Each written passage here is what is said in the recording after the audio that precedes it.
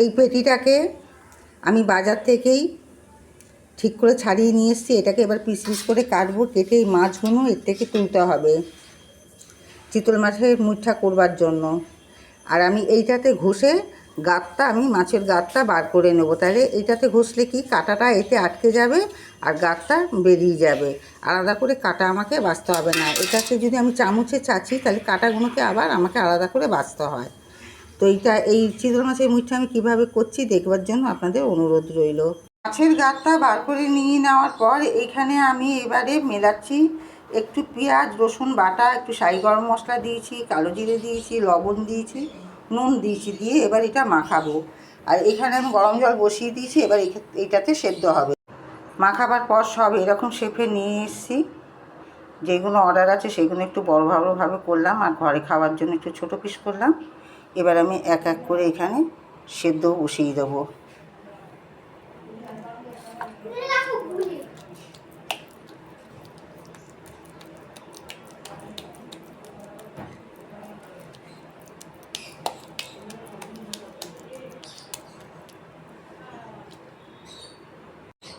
Minute পাঁচেক ফোটানোর সাথে সাথে এটা সেদ্ধ হয়ে যায়। বেশিক্ষণ ফোটাতে হয় না।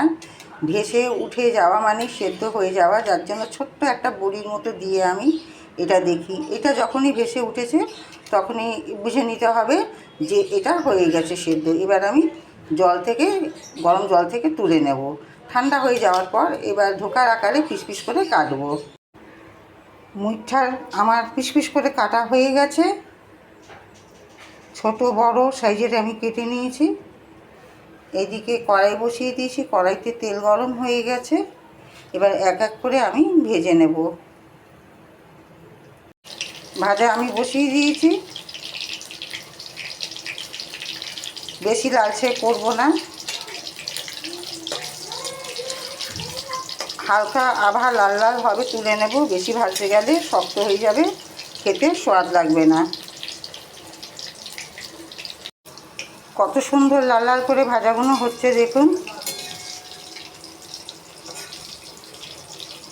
সব আমার ভাজা হয়ে গেছে, আমি তুলে নিয়েছি।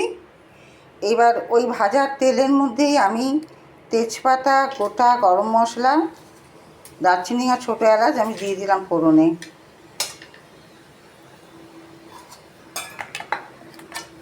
ফোড়নটা একটু ভাজা ভাজা হলে কেটে রাখা আলুগুলো দিয়ে দেবো আমি ভাজবার জন্য।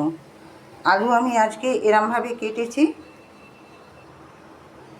আলুগুলো ভেজে নেব। আলু ভাজা হতে হতে মশলাটা আমি এবার রেডি করে নিই। মুঠার মশলা এগুলো আমি কেটে নিয়েছি। মানে এখানে কাঁচা লঙ্কার ঝালটাই আমি বেশি করি।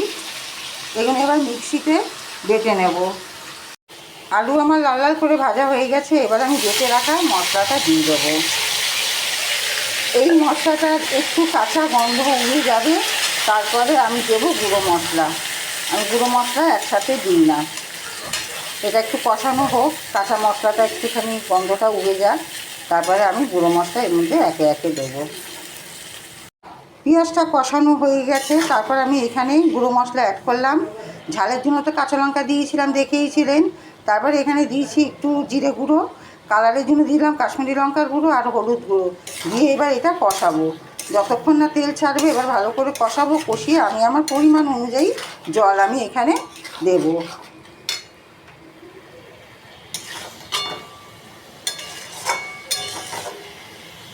কষানো আমার হয়ে গেছে। একদম লাল লাল ঝাল ঝাল চিতল মাছের মুখটা কালার চলে এসছে। এইবার আমি দেব জল। আলুও মোটামুটি আমার সেদ্ধ হয়ে গেছে।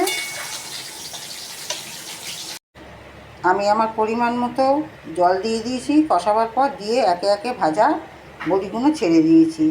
টকবগিয়ে ফুটে গেলে এবার আমি নামিয়ে নেব। এটা অনেকে গামাখাও খায়, আবার অনেকে ঝোলও খায়। আজকে আমি এটা ঝোল করলাম, মুঠার ঝোল।